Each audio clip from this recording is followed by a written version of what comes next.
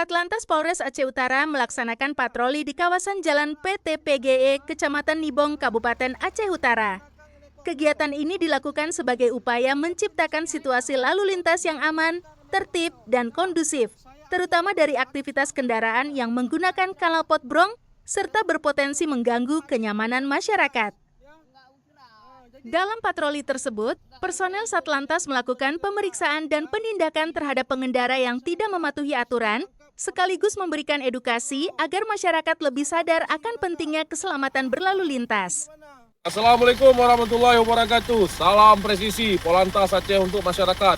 Mohon izin Komandan, kami dari Satuan Lalu Lintas Polres Aceh Utara. Bersama saya, Bribda Muhammad Yasir Arafat. Saat ini kami sedang berada di Exxon Mobil, Nibong, Kabupaten Aceh Utara.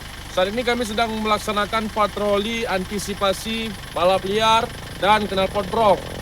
Kami menghimbau kepada masyarakat agar tetap berhati-hati dan jangan menggunakan knalpot brong dan melakukan aksi balap liar, dikarenakan dapat membahayakan diri sendiri maupun orang lain.